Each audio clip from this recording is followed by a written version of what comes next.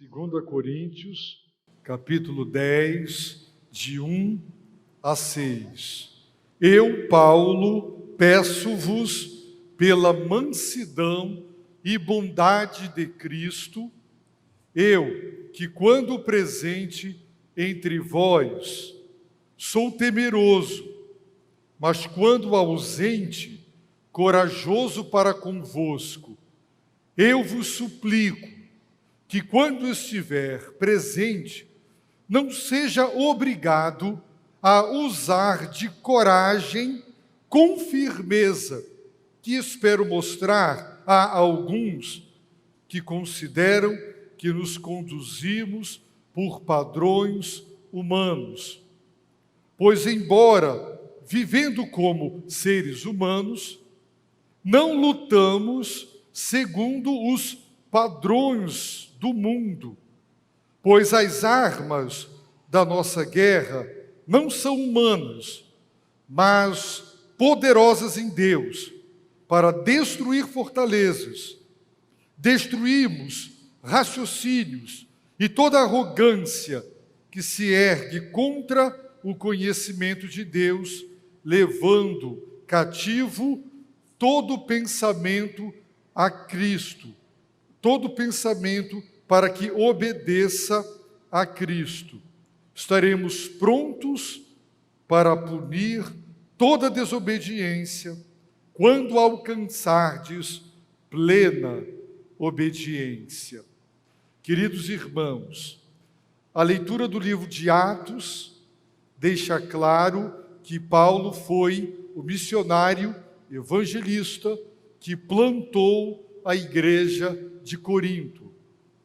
Pela evangelização, Deus usou, aquele servo passou lá 1 ano e 6 meses pregando o evangelho, doutrinando, plantou aquela igreja, deu prosseguimento em sua obra missionária e ele teve uma segunda visita àquela igreja. Após a segunda visita, ele escreveu uma carta que foi considerada uma carta severa, rigorosa demais. Carta essa perdida, nós não a temos hoje no Novo Testamento. E ele está prestes a fazer a terceira visita à igreja de Corinto. E lá, quando chegar, ele não gostaria de encontrar um determinado quadro. E ele faz aqui um apelo, um pedido, para que aquela igreja tomasse as devidas providências. A igreja nem sequer deveria estar vivendo o que ela estava vivendo. Ela nunca poderia ter dado espaço, oportunidade para que falsos mestres, que ele chamou ironicamente de superapóstolos, que foram aceitos, introduzidos, levaram ensino diverso e que de tudo fizeram para denigrir a imagem dele e para desautorizá-lo como apóstolo. O apóstolo está absolutamente triste com a igreja por ter dado guarida a falsos apóstolos, a falsos pregadores, a falsos mestres e ter dado crédito às suas doutrinas erradas. Mais ainda, ter permitido que eles tivessem conseguido jogar a igreja contra ele. E ele fará a terceira visita. E ele espera não encontrar mais aqueles falsos mestres e apóstolos lá. E espera que a igreja também se livre daquela doutrina. Porque na terceira viagem que ele estará prestes a fazer, se ao chegar lá ele encontrar esse quadro, ele está preparado para enfrentar esses opositores e ele também terá que ser rigoroso com a igreja. Mas ele está relutante. Ele não deseja tratar a igreja com rigor, Ele quer tratar, sim, os opositores, os falsos mestres, a falsa doutrina. Mas se aquela igreja não tomar as medidas que deveria já ter tomado, então ele terá que ser rigoroso. Por isso ele diz no verso 6, estaremos prontos para punir toda desobediência. Quando alcançardes plena obediência, então, igreja, alcance a plena obediência, a obediência total e completa. Ponham para fora esses falsos apóstolos, esses falsos pregadores, com os seus ensinos. Quando vocês me obedecerem, quando vocês alcançarem a plena obediência, então eu estarei pronto para punir toda a desobediência deles, desses falsos apóstolos, desses falsos mestres, desses falsos pregadores. Vejamos, portanto, o que ele pede. Esse é o contexto, não é, desta passagem. Ele começa dizendo, eu, Paulo, peço-vos, no início do versículo 2, eu vos suplico. Paulo tem autoridade apostólica, podia dar ordens, mas nós podemos aprender o que significa ser líder e líder espiritual. Muitos anseiam pelos cargos para terem autoridade, direito e poder de mando e de comando. Mas um líder não é chefe. Um líder lidera com caráter, com testemunho, com bom exemplo. E o apóstolo Paulo aqui mostra para nós as qualidades de um líder espiritual. Ele diz, peço-vos. Ele diz, eu vos suplico. Talvez um líder soberbo, cheio de si, que se considerava uma autoridade, deveria dizer, eu vos ordeno, eu mando, façam, obedeçam. Mas ele com toda a humildade. Irmãos, pessoas que têm uma baixa autoestima e uma imagem de si bem denegrida diante de si mesmo, elas se afirmam quando tentam se impor pela força. Pessoas que se sentem seguras, pessoas que não estão vivendo o drama interior da inferioridade, elas não tentam se impor na base da força. Elas não se sentem humilhadas, rebaixadas, se elas se dirigem aos seus liderados com humildade, pedindo, peço-vos, suplico-vos. Aqui o apóstolo Paulo mostra a sua maturidade espiritual, a grandeza e a excelência da sua liderança, quando de maneira tão humilde ele é capaz de se dirigir a uma igreja que estava ofendendo o seu pastor fundador. Uma igreja, basta ler as 2 cartas, que havia machucado, ferido o seu coração. Mas ele, com toda a humildade, ele pede. E isso para nós líderes, eu na minha casa sou o líder. Na minha casa o líder sou eu, o marido. Na sua casa, você, homem, é o líder. É você quem lidera. Se você deixou a sua esposa liderar, você está errando. Ela não é a líder é você. E você não pode fugir do seu papel de líder. Aqui está um bom exemplo de que eu posso pedir, eu posso suplicar aos meus liderados para que me deem ouvidos, e não apenas dar ordens como um sargento rabugento. Então, eu, Paulo, peço-vos. Agora, como? Pela mansidão e bondade de Cristo. O que Paulo faz? Ele pede e ele suplica. Como? Pela mansidão e bondade de Cristo. Irmãos, o Evangelho é Jesus Cristo. Jesus Cristo é o Evangelho. Pregar o Evangelho é apresentar Jesus às pessoas, sua pessoa e sua obra. Isso é o Evangelho. O caráter de Jesus, a integridade dele, a postura dele é o Evangelho.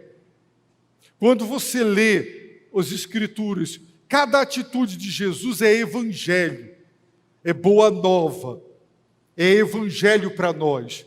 E o apóstolo Paulo aprendera e ouvira que Jesus declarou: aprendei de mim, eu sou manso, eu sou humilde de coração. Jesus era manso. Nas bem-aventuranças, a mansidão, bem-aventurados os mansos, outras traduções hoje, humildes, bem-aventurados os mansos, eles herdarão a terra. Os mansos, Jesus era manso, era gentil. Isso não significa que toda a sua bondade e toda a sua mansidão, que ele fazia concessões para o pecado, que ele não tinha pulso quando necessário. Está escrito em Números 12 que Moisés foi o homem mais manso da terra. E quem lê os 5 primeiros livros da Bíblia não fica com a imagem de Moisés como um frouxo, uma pessoa, Maria vai com as outras, alguém inseguro, titubeante, que não tinha posicionamento como líder, quando ele desce do monte, trazendo nas mãos as tábuas escritas com o próprio dedo de Deus, ele as quebrou, porque lá embaixo eles haviam quebrado a aliança. Se eles quebraram a aliança, aquelas tábuas que eram a aliança não valiam nada, e ele as quebrou, indignado.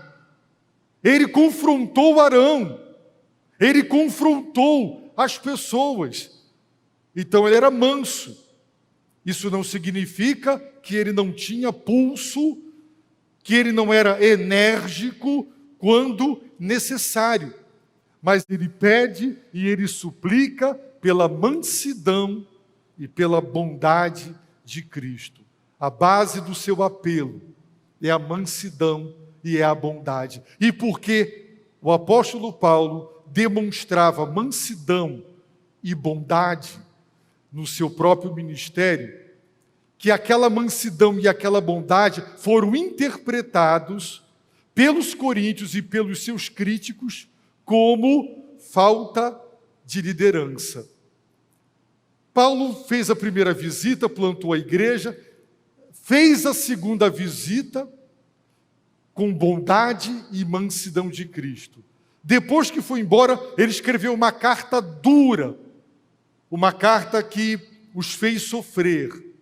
Então os seus opositores disseram assim, o que Paulo vai citar, o que seus opositores diziam. Ele está sendo irônico. Eu, Paulo, que quando presente entre vós, sou temeroso, covarde, tímido, tremo nas pernas, quando eu estou face a face, quando eu estou no meio de vocês, eu tremo nas pernas, me acovardo e sou temeroso. Mas quando eu estou ausente, longe da igreja, eu sou valente, eu sou corajoso para convosco. Escrevo cartas duras, com repreensões, e aí eu mostro toda a minha valentia.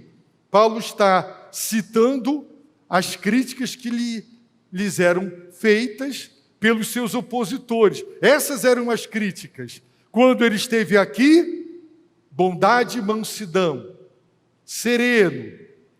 Quando estava com vocês, depois que vai embora, valente, ousado, corajoso. E Paulo fará agora a terceira visita. E ele está fazendo um pedido.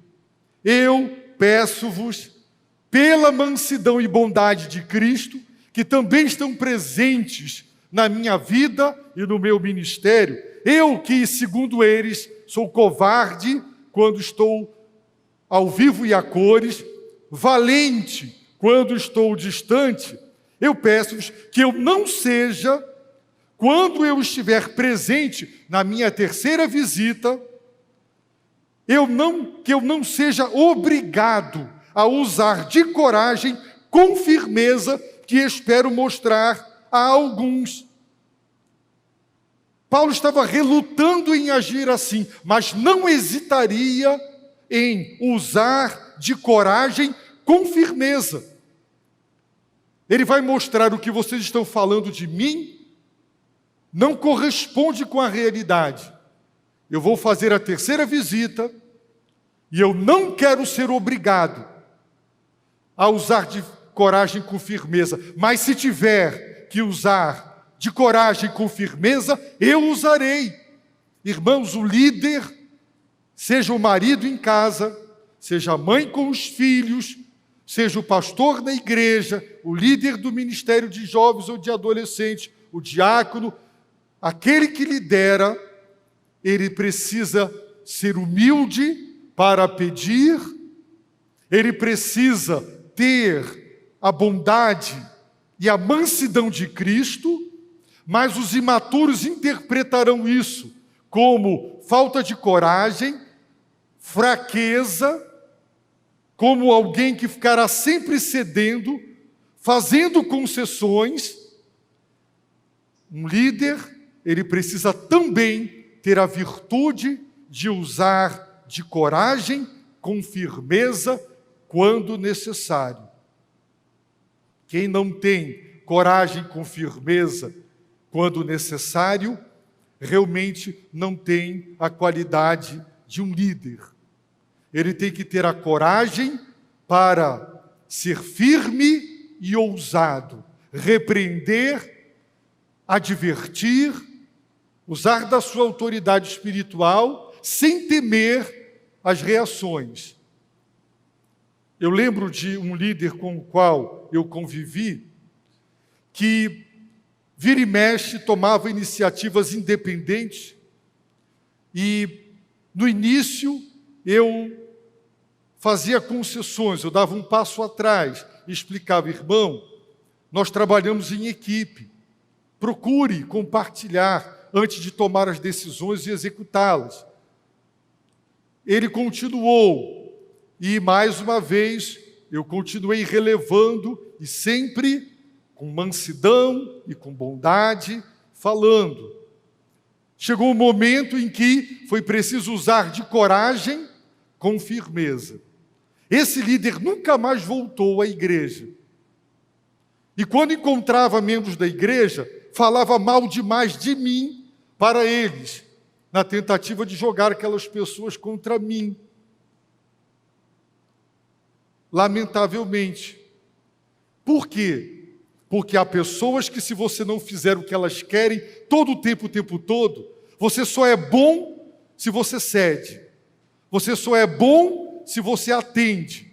Você só é bom se você deixa elas fazerem o que elas querem. Mas quando é necessário colocar o freio, então muitos não têm a humildade, a mansidão e nem a bondade de Cristo.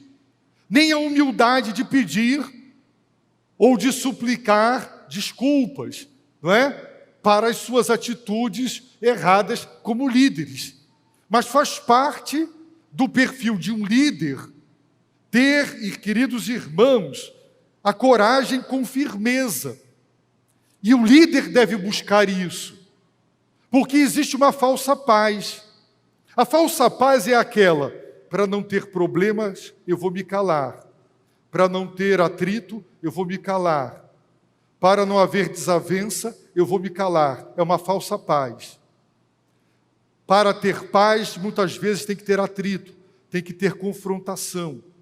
Conheço pessoas infelizes porque cederam a vida inteira e deixaram que o mal não deve nos vencer. O mal não deve ser vencido com o mal deve ser vencido com o bem.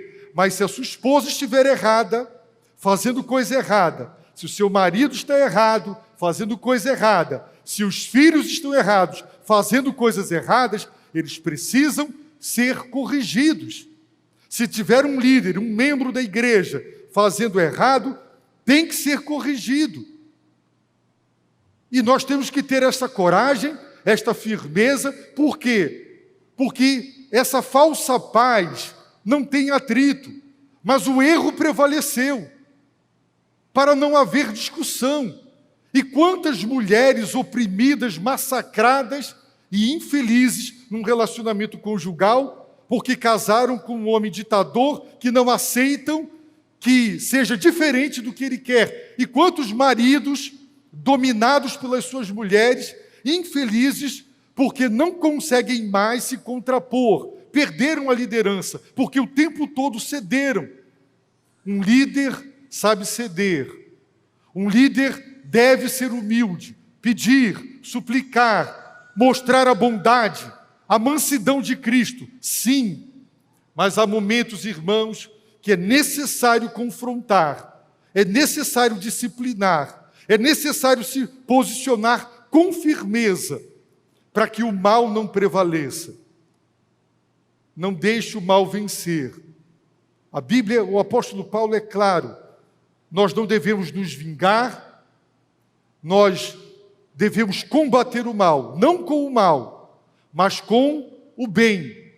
Não te deixes vencer do mal, mas vence o mal com o bem. E o apóstolo Paulo então está dizendo, eu suplico, eu estou relutante, eu não quero ser obrigado. O que significa ser obrigado? É fazer algo que você não gostaria. Ele não queria chegar lá na terceira visita e usar de coragem com firmeza. Mas se ele fosse obrigado pelas circunstâncias, pelo amor ao Evangelho, a verdade revelada, que estava sendo adulterada. Vamos ver aí? 2 Coríntios capítulo 11, versículo de número 4. Porque se chega alguém e vos prega outro Jesus que não pregamos, ou se recebeis outro Espírito que não aquele que recebestes, ou outro Evangelho que não acolhestes, vós, de boa vontade, o suportais. Eles estavam dando guarida e suportando falsos pregadores e mestres que estavam levando outro Jesus, outro Evangelho, outro Espírito, que não era o Evangelho, o Jesus e o Espírito pregado pelo apóstolo Paulo. Em nada, verso 5, me considero inferior a esses superapóstolos. Eles não eram apenas apóstolos, eram super. Eles se julgavam demais. Vejam no versículo de número 13. Esses homens que se consideravam superapóstolos são falsos apóstolos, obreiros desonestos, disfarçados de apóstolos de Cristo. E não é de admirar, pois o próprio Satanás se disfarça de anjo de luz. A igreja deu espaço, guarida, oportunidade para que esse tipo de gente estivesse ministrando a palavra. E Paulo está dizendo, eles dizem que eu sou covarde quando estou presente, eu tremo nas pernas, eu sou temeroso, longe eu sou corajoso. Ok, eu estou prestes a fazer a terceira visita, e quando eu chegar, eu espero mostrar a alguns, a estes homens, eu vou usar de ousadia com firmeza. Eles verão. Então, o apóstolo Paulo faz esse pedido. Tomem providências. Tirem-nos. Expurguem. Porque senão, a própria igreja também, eu terei que usar com a própria igreja de ousadia, de coragem com firmeza. Sabe o que eles acusavam mais o apóstolo Paulo? Além de acusá-lo de ser covarde, valentão de longe, por carta, mas, não é, covarde quando presente face a face, eles diziam que Paulo e sua equipe, que nos conduzimos por padrões humanos, que é uma tradução bem interpretativa, literalmente é andamos segundo a carne. Esse verbo aí, andar, é conduzir-se, viver, comportar-se. E eles estavam dizendo, Paulo se comporta, Paulo se conduz de acordo com a carne.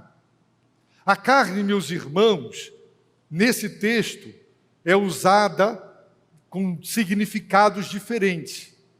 A carne, em Gálatas 6, em Gálatas 5, Paulo usa o termo com conotação ética para se referir à nossa natureza pecaminosa, decaída, fonte de toda maldade. Jesus diz que é do coração do homem de onde saem os maus pensamentos, etc. A carne, essa natureza pecaminosa que persiste em cada um de nós, apesar da nova vida em Cristo, e que será definitivamente extraída de nós, como um dentista extrai um dente, na glorificação. Quando chegarmos na glorificação no céu, o Senhor removerá, extrairá de nós essa natureza caída, fonte de pecado, e nós não seremos mais pecadores. Agora somos pecadores salvos, mas somos pecadores. Pois é, eles acusavam o apóstolo Paulo de se conduzir e de se comportar segundo, conforme, de acordo com a carne. Um apóstolo que era um homem espiritual, piedoso, missionário plantador de igrejas, eles tentavam denigrir a sua imagem perante a igreja, dizendo, Paulo se conduz, não é, por padrões humanos, a carne. Quais são os padrões humanos? Quando a nossa natureza pecaminosa, ela está à frente, quais são os padrões humanos? Um líder que lidera segundo a carne, de acordo com os padrões humanos, ele faz assim, esse aqui me apoia, esse aqui gosta de mim, aquele ali não. Então, você vai ser diácono, você vai ficar aqui no cargo tal, padrões humanos. Articulações, conluios, manobras. Para quê? Para permanecer, para conseguir pastorear a igreja. E há igrejas, graças a Deus a nossa não vive assim, onde o que acontece dentro dela não é muito diferente do que acontece com o Poder Executivo, a Câmara e o Senado. É troca de favores, toma lá da cá, fica com isso aqui e me dá isso aqui.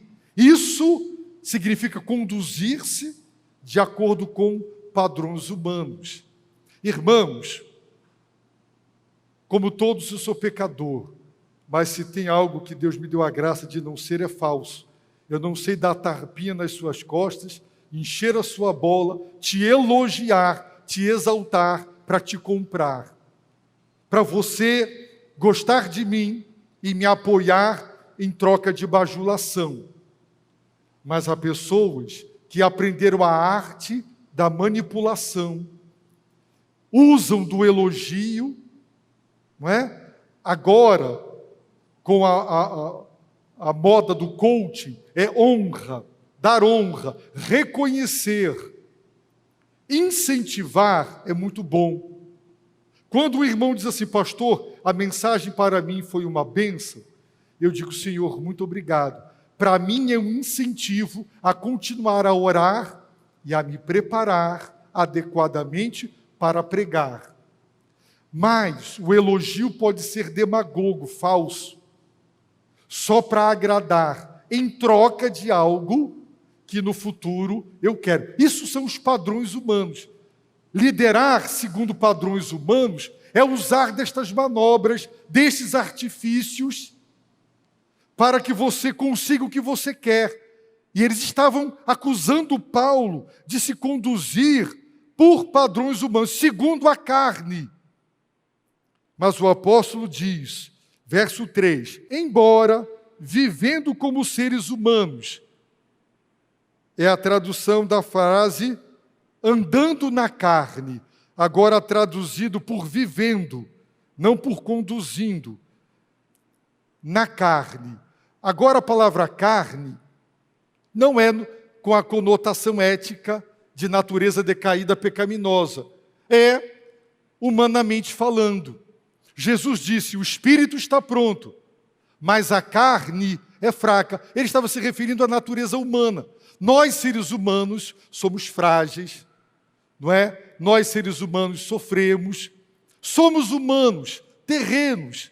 Então o apóstolo agora está usando uma palavra, não é? Não é exatamente a mesma, tem um prefixo diferente, mas a palavra indica, por isso a tradução foi bem interpretativa. Embora vivendo como seres humanos, embora vivendo na carne, andando, me comportando, me conduzindo na carne, no sentido agora da vida humana, não lutamos segundo a carne, os padrões do mundo. Agora ele volta a usar a palavra carne com aquela conotação ética, moral, de natureza depravada, decaída, não é? Pecaminosa. Então, Paulo descreve o seu ministério como luta.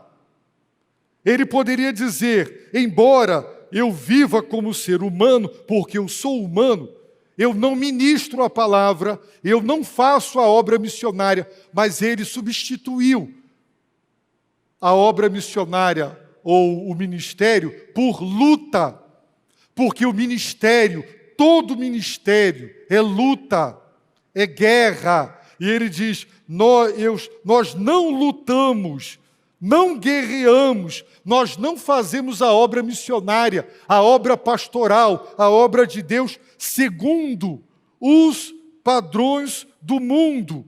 Literalmente, não militamos segundo a carne.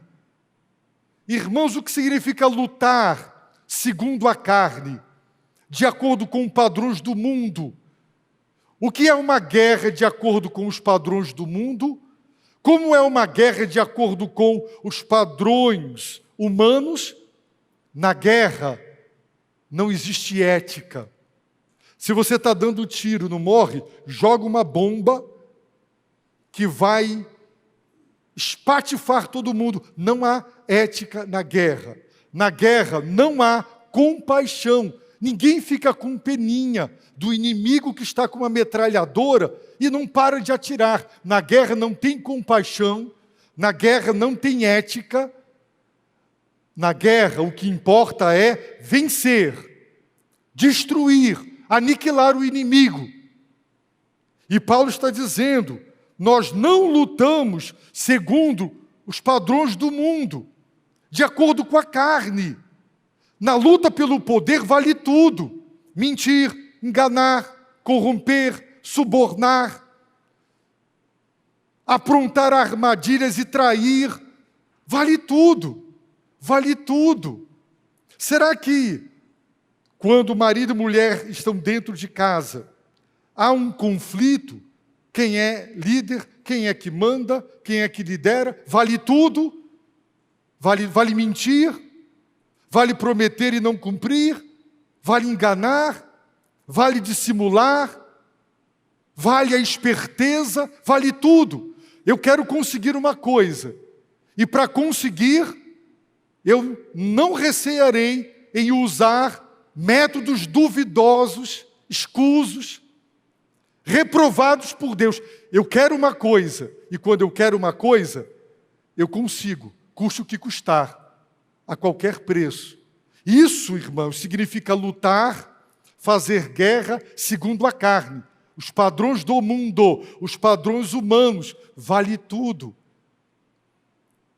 eu conheço pastores, e tenho vergonha de dizer isso, ele está pastoreando uma igreja. Quando uma igreja, uma PIB de uma grande capital fica sem pastor, ele liga para alguém muito influente na denominação, para essa pessoa ligar para um líder da igreja, aí ele liga para outra pessoa, também influente, que conhece muito o diácono, o membro da comissão de sucessão, para ele ligar e recomendar e fazer elogios. E ele arma, ele faz toda essa armação. No final, quando convidado, a providência de Deus me trouxe até aqui. A vontade de Deus me trouxe até aqui. Vontade de Deus ou armação humana? Irmãos, a vontade de Deus é quando você ajoelha e ora. E você diz, Senhor, se o meu tempo aqui terminou, e ali tem uma oportunidade de servir, se tu queres, abre essa porta e você espere em oração.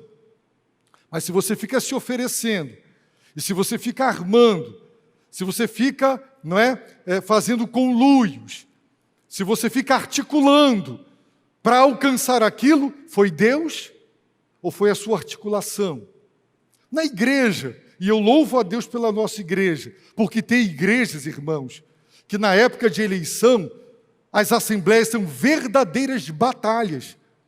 Um diz assim, fulano vai ser o vice-presidente, vamos apoiar. O outro, não. E aí começa. Brigas, irmãos, se as atas das igrejas, ou se tivessem sido registrados os acontecimentos ocorridos em assembleia, era para ter vergonha de se dizer a ata de uma assembleia de uma igreja. Já vi cadeira voar dentro de assembleia. Eu já vi pessoalmente um partir para cima do outro, murro, pontapé, e a briga terminar na rua, na calçada e na rua, perante toda a vizinhança. Porque numa assembleia da igreja a coisa ficou feia. Vergonha, por causa de eleição, por disputas. Há pessoas que ambicionam cargos, ambicionam posições. Quem tem coração de servo, se chamado para ocupar aquele espaço e liderar o povo de Deus para a glória de Deus, isso é uma coisa. Outra coisa é ambicionar posições. Servo serve, mesmo quando não está à frente, porque ele tem coração de servo. Ele ama o Senhor, ele ama a obra do Senhor. Quando ele lidera para a glória de Deus. Quando o outro lidera, ele apoia para a glória de Deus. Isso é espírito de servo. E eu louvo a Deus, porque esse espírito existe aqui na nossa igreja. Nós não vemos esse tipo de coisa acontecendo aqui. E isso muito me alegra e, no bom sentido, me orgulha, inclusive, de ser pastor da igreja. Então, lutar, guerrear, fazer a obra segundo padrões humanos, ou padrões do mundo, significa de acordo com a carne, a natureza decaída e pecaminosa. E eles estavam acusando o apóstolo Paulo de conduzir-se, andar, viver desse modo, exercer o seu ministério desse modo. Então ele vai dizer no versículo 4, pois por que nós não lutamos de acordo com a carne, conforme a carne, segundo a carne?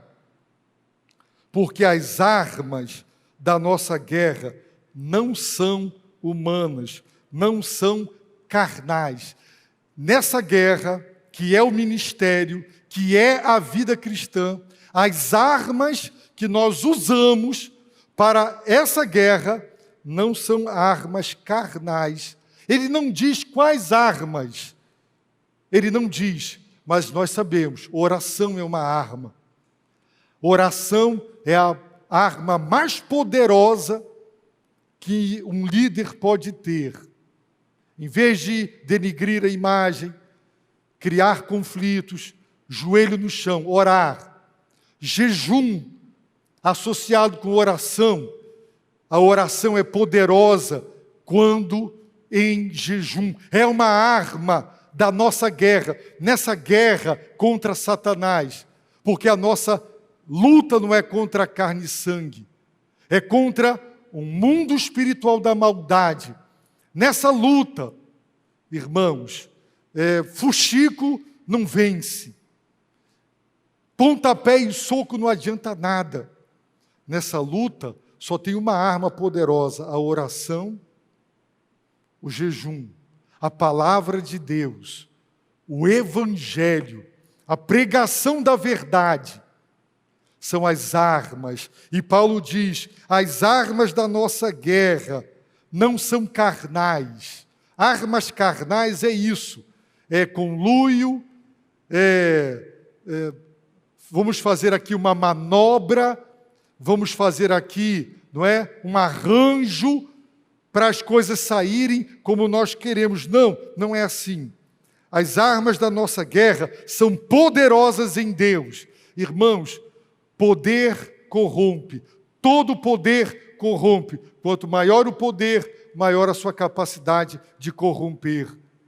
Mas quando Paulo diz que são armas poderosas em Deus, é para dizer que é um poder que é exercido em Deus. Se é em Deus, é um poder santo, é um poder consagrado, é um poder legítimo, abençoado por Deus. Deus é todo-poderoso. Mas imaginem um ser todo-poderoso que não fosse santo. Deus é bom. Jesus disse: por que me chamas bom? Só há um que é bom. E se tu me chamas bom, tu estás dizendo que eu sou quem? Deus. Vós que sois maus, sabeis dar boas dádivas aos vossos filhos. Quem somos nós? Maus. Só há um bom, Deus. Imagine um ser todo-poderoso, cuja natureza não fosse santa, não fosse boa, reta, justa. Seria um déspota, um tirano cruel, sem misericórdia. Mas o Senhor, quando exerce a sua onipotência, é uma onipotência santa, é uma onipotência justa, boa. Não há trevas em Deus. E quando Paulo fala que as armas da nossa guerra são poderosas em Deus, é para dizer que são armas espirituais, legitimadas, endossadas, confirmadas por Deus. São armas, e você tem que se armar até os dentes. Já viu um policial? Ele tem faca, ele tem revólver, ele pode ter uma arma ainda menor, lá perto do tornozelo, na canela. Ele está todo armado, porque ele está enfrentando. Nós temos que ter as armas espirituais. Por isso que, se você não alimenta a sua alma com a palavra de Deus, não jejua e não ora, irmãos, orando já não é fácil, jejuando e orando já é difícil. Agora, os irmãos, imaginem se não orássemos. Seu casamento já teria acabado. Seu ministério já teria acabado. Você provavelmente estaria no mundo. Você provavelmente estaria blasfemando. Você já teria apostatado, abandonado a fé. Por quê, irmãos? Porque nós estamos numa guerra. E nós não guerreamos com armas humanas. Para vencer aquele irmão lá na eleição, eu vou espalhar aqui uma fake news, que ele tem um passado, e aí a pessoa espalha aquilo, porque para o irmão não ser eleito e ele ser eleito. Isso acontece dentro de igreja, irmãos. Irmãos, dentro de convenções, para conseguir a presidência e os altos escalões, quantos conluios são feitos? Quanta coisa! Armas carnais, Mas você pode decidir liderar com as armas espirituais. Não é fácil, irmãos. Não é fácil, mas esse é o nosso alvo. E o apóstolo diz que essas armas poderosas em Deus é para destruir fortalezas. Os homens erguem muralhas e ficam lá do lado de dentro das muralhas para se proteger de Deus, da verdade de Deus. A salvação de uma alma, irmãos, depende do Evangelho, que é o poder de Deus, depende das armas espirituais, que são poderosas para destruir fortalezas. Há corações, a alma dos homens, os espíritos dos homens, eles construíram barreiras para se proteger de Deus. E o apóstolo diz que só as armas espirituais destroem estas fortalezas que foram erigidas. E ele diz mais, destruímos raciocínios. As pessoas, para justificar sua incredulidade, sua descrença, a Bíblia é um livro humano, escrito por homens. Sim, o céu, Stephen Hawking, né? O céu é um conto de fadas para quem tem medo do escuro. E Deus usa John Lennox para rebater esse cientista renomado e dizer: o ateísmo é um conto de fadas para quem tem medo da luz. Isso é destruir raciocínios. E toda arrogância que se ergue contra o conhecimento de Deus. Irmãos, o mundo está construindo fortalezas, elaborando raciocínios, conjecturas, filosofias, que arrogantemente se erguem contra o Evangelho, para se protegerem do Evangelho. Radicalismo, obsoleto, ultrapassado, antiquado. E o que é que você ouve dos seus amigos, dos professores universitários, sobre a Bíblia, sobre a palavra de Deus? E eles estão trancafiados atrás destas grandes muralhas, confiando nos seus raciocínios e na sua arrogância intelectual. Um menino de 13 anos, muito inteligente, nega que Deus existe.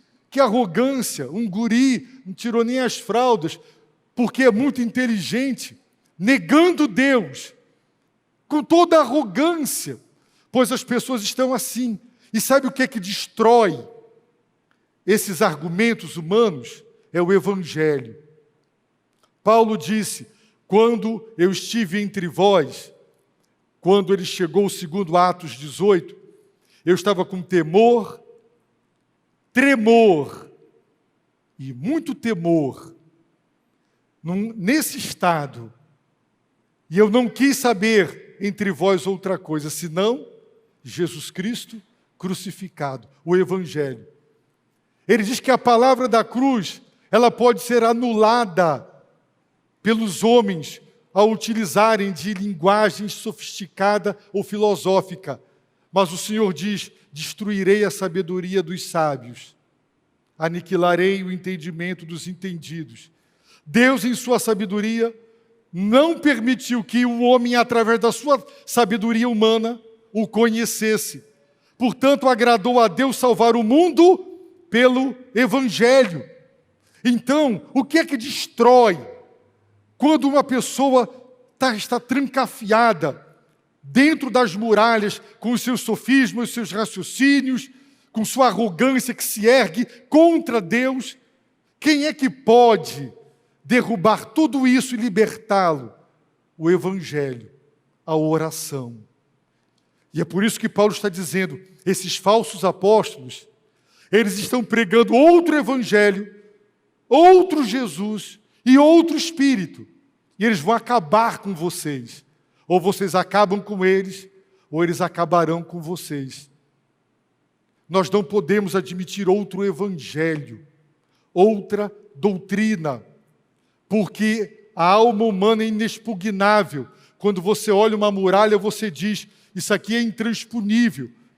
Ninguém mata ninguém lá dentro. Quem é que é capaz de sobrepor muralhas tão elevadas e tão espessas? Assim está o ser humano, caído, sem Deus e sem salvação. Para derrubar tudo isso e lá no coração dele salvá-lo, só Deus. Pelo Evangelho, pela oração, pelo poder do seu Espírito. E o apóstolo estende a metáfora dizendo que levando cativo todo pensamento para que obedeça a Cristo. É como se você destruísse a muralha, entrasse na fortaleza e capturasse todo mundo e levasse acorrentado, cativo. Agora vai obedecer. Nabucodonosor disse, se entreguem. Não se entregaram. Ele cercou. Quando eles entraram, eles fizeram o quê? Mataram e levaram a nata judaica cativos. Agora vão obedecer Nabucodonosor. Vão para a Babilônia, escravos. E Paulo está dizendo que é pelo Evangelho que você entra nessa fortaleza da alma humana e você captura aquela pessoa para levar todo pensamento cativo para que obedeça a Cristo. E esse princípio fica comigo também e contigo.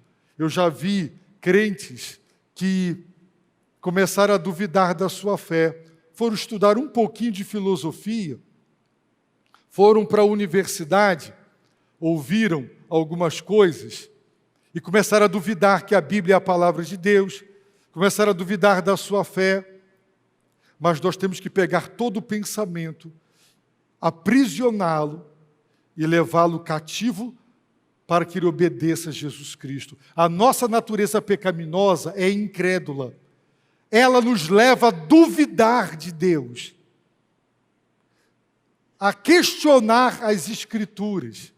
Há pessoas que dizem, hoje já não se fala com tanta veemência, mas há 30 anos atrás, quando eu estudei teologia, haviam pessoas que diziam, como você pode questionar a evolução? E haviam crentes admitindo a evolução, porque não pegaram aquele pensamento, não o dominaram e o conquistaram, e o arrastaram para que ele obedeça a Cristo. Hoje, se tem muito mais força, devido ao criacionismo científico, para dizer, e diante das novas descobertas, que a evolução não está com essa bola toda. Mas quantos pensamentos vêm na sua mente? Será que isso aqui é verdade mesmo? Será que a Bíblia é mesmo a palavra de Deus? Quantos pensamentos brotam do teu coração? Capture ele, acorrente ele, e leve ele cativo, e ponha ele aos pés de Cristo, para que ele obedeça a Cristo. E diga, o meu coração será um coração crente, um coração que não permitirá que qualquer pensamento se rebele contra o conhecimento de Deus. Talvez você já tenha vivido esse drama, não é? Dos questionamentos que o mundo e as ideologias humanas fazem contra a palavra de Deus e que acabam contaminando o teu coração. Mas você pode levar esse pensamento cativo para os pés de Jesus Cristo e submetê-lo ao senhorio de Jesus Cristo. Então, o apóstolo diz, estaremos prontos para punir toda desobediência. Eles dizem que eu sou covarde quando eu estou presente, mas eu vou chegar e eu estou pronto. Estaremos, eu e a minha equipe, para punir toda desobediência. Quando? Quando a igreja alcançar plena obediência. Então, igreja, obedeçam, para que eu tenha que lidar assim só com os falsos. Não aceitem mais, confrontem, expulsem, rejeitem o ensino deles. Eu vou ser duro com eles. Quando vocês, igreja, alcançarem a plena obediência. Então, façam a parte de vocês, Quando eu chegar, eu farei a minha com eles. Mas se eu chegar e eles já não estiverem mais, então eu não terei que ser duro com a igreja, como eu serei duro com eles. Por isso, peço-vos, suplico-vos, pela bondade e pela mansidão de Cristo, eu que sou covarde quando presente e sou valentão quando longe, eu não quero ser obrigado a usar de coragem com firmeza quando eu chegar, que eu vou mostrar. Eles me acusam de me conduzir segundo a carne e de guerrear segundo a carne. Mas eu, embora seja humano, as armas que eu luto na guerra são armas espirituais, que destroem as falsas doutrinas, as heresias, as blasfêmias e tudo que se levanta contra o conhecimento de Deus. Então obedeçam, porque eu estou pronto para punir toda desobediência. Aqui está o apelo de um apóstolo que estava sendo caluniado, entristecido, não é? Por uma igreja que deu guarida a pregadores que nunca deveriam nem fazer uma oração silenciosa na igreja. Quanto mais ter a oportunidade de pregar, porque não pregaram Jesus, pregaram outro. Não pregaram o Evangelho, pregaram outro. Não pregaram o Espírito, pregaram outro. São superapóstolos, entre aspas, se disfarçam de mensageiros de Deus, e isso não deve nos causar espanto, porque Satanás também se disfarça de anjo de luz. Irmãos, não vos enganeis, estejamos atentos àquilo que é pregado. Neste púlpito, nós podemos exercer controle, mas o YouTube não. E se você for ouvir algumas das pregadoras que estão aí no YouTube, alguns pregadores que estão no YouTube, e tem muita gente, membros de igrejas conservadoras como a nossa, que estão ouvindo doutrinas, estão falando coisas que não procedem segundo as Escrituras.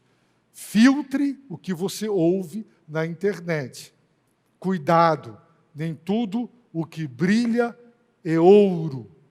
Muito cuidado, para não se contaminar. Agora lembre-se, se você espirrar aqui com coronavírus, quem estiver perto vai respirar e vai ser contagiado. Não se contamine com falsas doutrinas e não traga para cá, para os seus relacionamentos com os irmãos. Quer se contaminar? Se afunde você sozinho.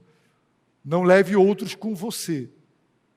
Não contamine a igreja com falsas doutrinas, com heresias. Estude a palavra de Deus e ouça os líderes que Deus colocou sobre suas vidas. Queridos irmãos, aprendemos as qualidades de um bom líder. Humilde, manso, bondoso, capaz de pedir, mas capaz de ser enérgico quando necessário. Aprendemos que estamos numa guerra e as armas que nos dão a vitória são as armas espirituais. Então, ajoelhe, jejue, ore e deixe de lado os conluios, os conchavos, as espertezas, os meios humanos. Na guerra espiritual não vale tudo. Na guerra espiritual, só as armas espirituais são aprovadas por Deus. Quem utiliza outras armas não tem o endosso celestial. Abaixe sua cabeça, feche seus olhos, ore a Deus diante da sua palavra.